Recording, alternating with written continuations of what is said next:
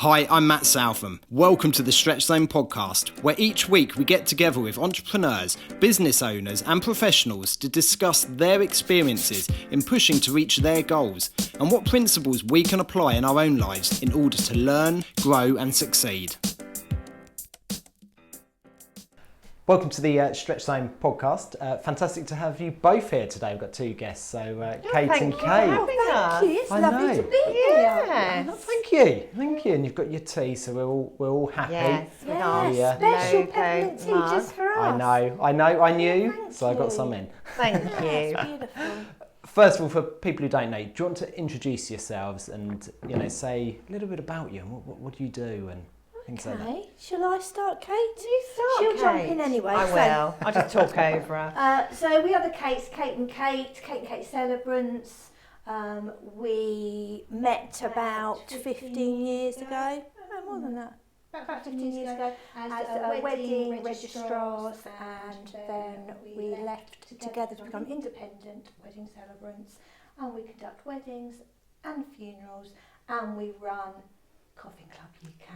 Yes. And baby namings. Oh, renewal of vows. And renewal of vows. We're very good. It's just a list, isn't Yes. it? I know. So we're like the alternative to either a vicar or a registrar. So we're somebody who conducts your beautiful ceremony, whatever that may be. I thought you were about to say an alternative to Ant and Dec. We are that. We get that, and French and Saunders. In fact, every time I see the advert, the Santander, I think, no, we should have done that. Yeah, well, I'd you quite are like the to one do. with the drink problem, aren't you? So, I do like. So yeah, you mentioned Coffin Club there, and that's obviously been, for people who don't know about it. Do you want to explain a little bit about that as well? Because that's quite a unique concept. Yes. Which, well, is exploding out now. Isn't it? Well, it's sort of not quite taken something. over our lives, hasn't It's it? gone a bit nuts. So Coffin Club is a safe space to come and plan and cost your perfect send-off. So it's basically to get you before you're either dead, when you can't plan anything, No. or if you're a family member, before you're at a point of bereavement, when it's very difficult to ask questions, to think creatively. So it's so that you get all of that done at a point where you can ask questions and you can think creatively, and you plan it all, you get it all written down, and you work out how much it's going to cost you, and you give it to whoever's going to execute that, for want of a better word, after you've died. And it just, it's brilliant. It's brilliant for families, It's isn't empowering it? people. It's giving them the what's the word I'm looking for? The Ownership. that wasn't the word, but that would do. Yeah. Okay, it's giving them ownership. It's great. It's getting people talking because we're all going to die. It's Yes, it's almost taking a step back to how we used to do things before we handed control over to other people. It's actually an educational platform, so lots of people know about it and they think, oh, it's a fun place where you come and make a coffin and you decorate it. That can be part of it, but that's not actually the central core of it, which is that it's educational. That people don't know, for example, that you don't have to use a funeral director. Great if you want to, that's brilliant, but you don't have to. There's no law. There's no law saying you can't keep a body at home after they've died. There's no law saying that you have to have your service at the creme or a place of worship. You could be in a village hall or a barn or a hotel, and people don't necessarily know that. No. So they're just channeled into doing the same thing the same way, and we're kind of trying to revolutionise the face of funerals. And really what we're saying is that Coffin Club, basically, as long as you know there's the Dickensian gentleman this side with the top hat and you're 20 minutes out of the crematorium, and then there's right down this end of the scale, it's you're dancing naked in the field, etc. As long as you know all this that is in this bit here and you still want to go with the Dickensian gentleman, then that's fine. We'll support you 100%, as long as you know that there are all these other choices. If you're just there because you don't know about any of that, Yeah. then that's not necessarily It's wrong. the right No, yeah, thing. the right to choice for you change. is an educated choice, isn't it? Yeah, You know, completely. Get to know. And we're passionate about it. We don't stop going on about it, do we? We don't. Because it's got to change. But that's great because, you know, we spoke before to me that actually we were talking about comfort zone, stretch zone, and that actually people don't speak about death. It's a sort of a taboo subject, even though we're all going to die, you know. Well, we are British. Yeah. We're not very comfortable around our emotions. No. And we're certainly not uncomfortable around difficult emotions.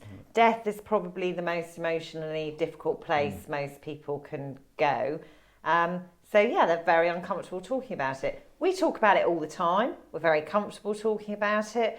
We almost give permission to people to be normal about it. Yeah. And we go and talk at the Townswomen's Guild, WIs, Probus, all kinds of places. People start out, they're the death ladies. And they don't want to make eye contact with us, do they? They are literally looking at their shoes. And then within 5 minutes, because we're quite jolly and... Really? Yeah. And we normalise the whole subject and we Yeah. give them permission to be normal about it. They're all putting their hands up. They want to tell you about a funeral they went to. Completely changes.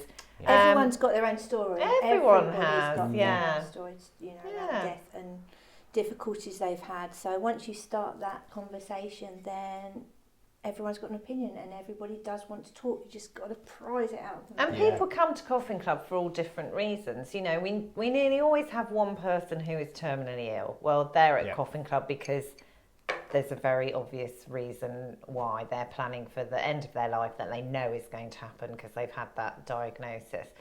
But most of the others, they might be elderly-ish, or they might be 60 plus, and maybe they've just had the funeral of mum or of dad and they didn't really enjoy the process. Not for the obvious reason that, they're bereaved and it's not nice, but we've had people say, I don't mind spending the money, but I would have liked to know exactly where the money was going and it wasn't entirely clear. Yeah. We've had people say, I felt like I completely relinquished control and that actually, although it's done from a point of kindness, lots of decisions were being made for me and I felt like they were decisions I should make myself. Yeah. Conversely, people say I was asked all these questions and asked to make all these decisions and I didn't know what the right answer was because I'd never had that conversation with my mum or dad before they died. Well, I think Miriam Margulies, our patron, Yep. put Our it patron. perfectly. Yeah, get that in there. Yeah. When she Miriam. said that everybody who's going to die should go to Coffin Club. It's right. Yeah. Everybody should. It gives that, you And mentioned see safe what we did space, there. didn't you? Everyone is going to die. And do you know who that is, Matt? all That's of us. everyone. Yeah. Yeah. What is your target market? Everyone.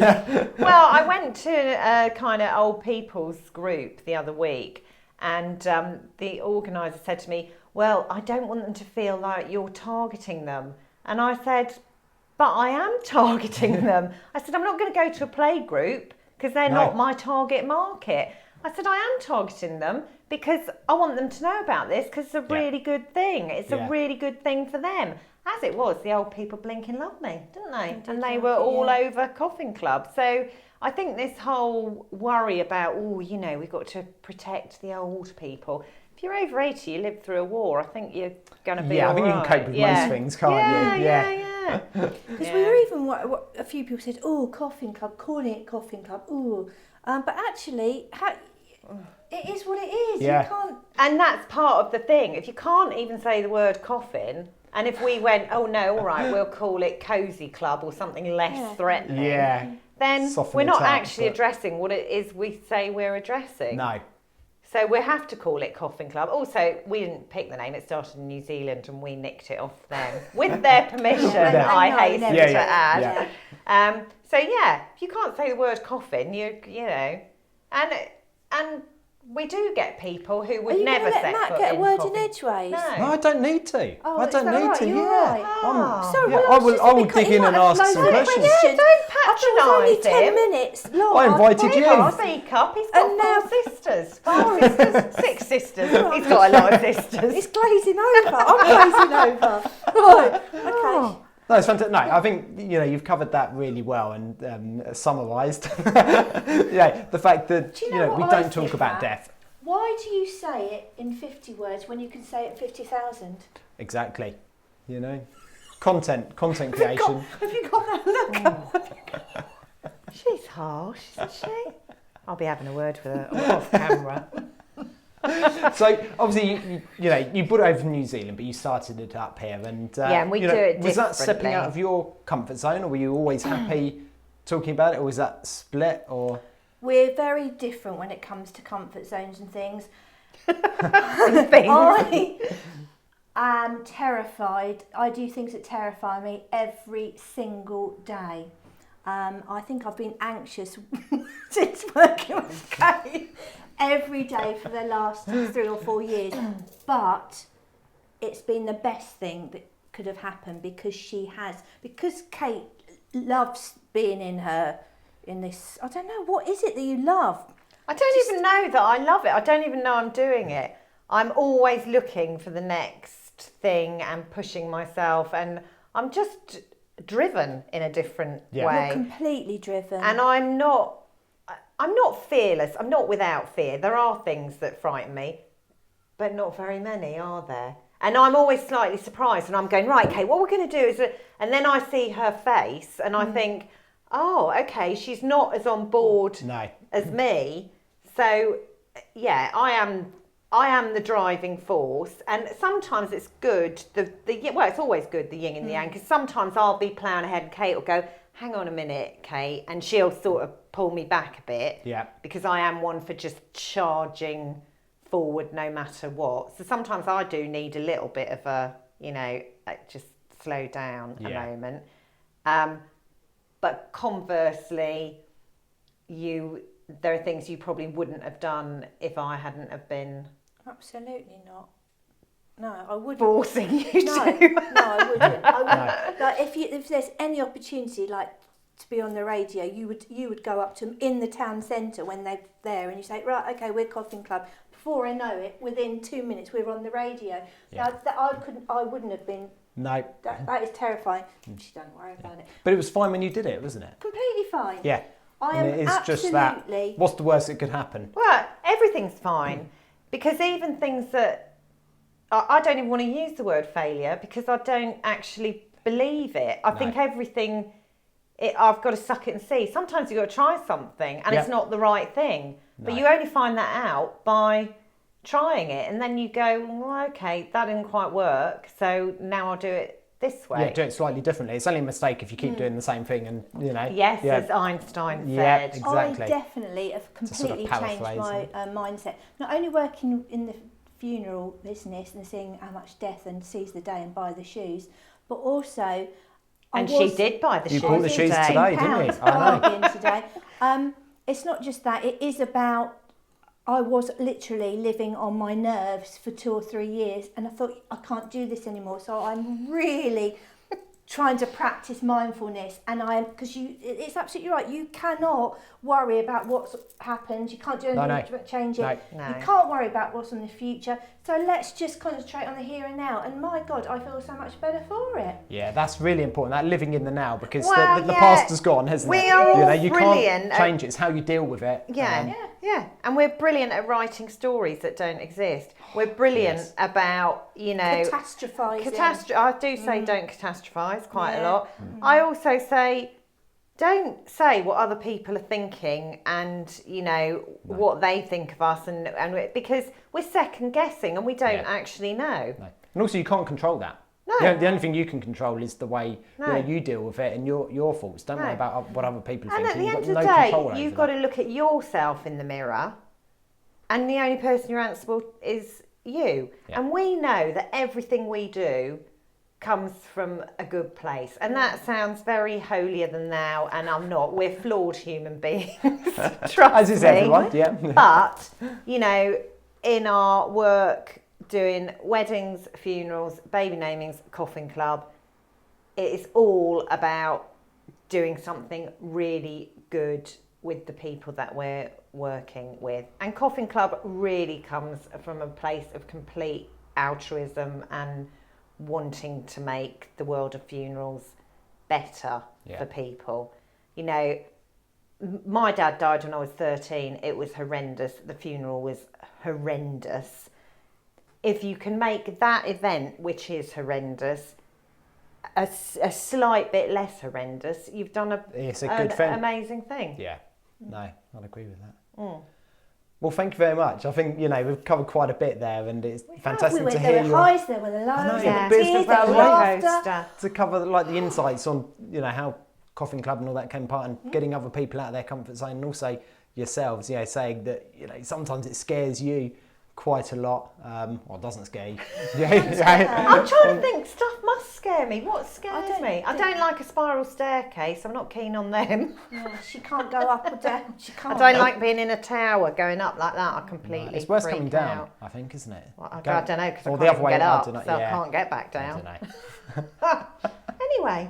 Yeah, you don't worry. But it was really interesting, Kate, to hear that, you know, being pushed out of your comfort zones, actually you enjoy it more, and it's pushed you. It's worth it. Yeah. I look back, I think, well done, girl, you did good. Yeah, You're doing it's all worth right. trying something, because if it doesn't go right, What's the so worst what? can happen? Yeah. Well, I Doesn't think matter. you've got braver without me as well. You do phone me up and go, oh, I did such and such. I would never have done that 2 years ago. So I do there say has that. been a shift. Yeah. Yes, there has, Kate. Thank you, Superb. Councillor Kate. Yes, you're welcome. I'm glad I've improved you as a person. I will just add, for anyone who's just listening to this as an audio podcast, they're going to have to watch the video, because the energy here is fantastic, and it will come across on the audio, but I think the video is really going to. Can you feel the love? We do love each other, Well, don't I we? will say that's the other thing. Yes, I am very brave and fearless, but if I was on my own, if I didn't have Kate, I would probably be a bit less so, a bit less gung-ho, because I know she's got my back. Yeah, it's having someone almost hold you to account a little bit, isn't it? Yeah. Certainly, I think working with someone, you know, within a business is essential. Yeah, well, we do. We phone each other up after every All the single time. wedding, every single funeral, 20 times a day. Yeah, your husband goes, God's sake, is it her again? There we go.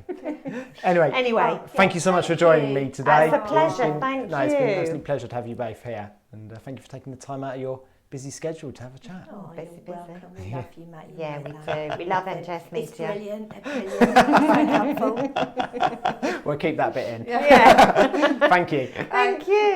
Bye. Thank you for watching the Stretch Zone podcast. If you enjoyed this episode, why not subscribe using the links below?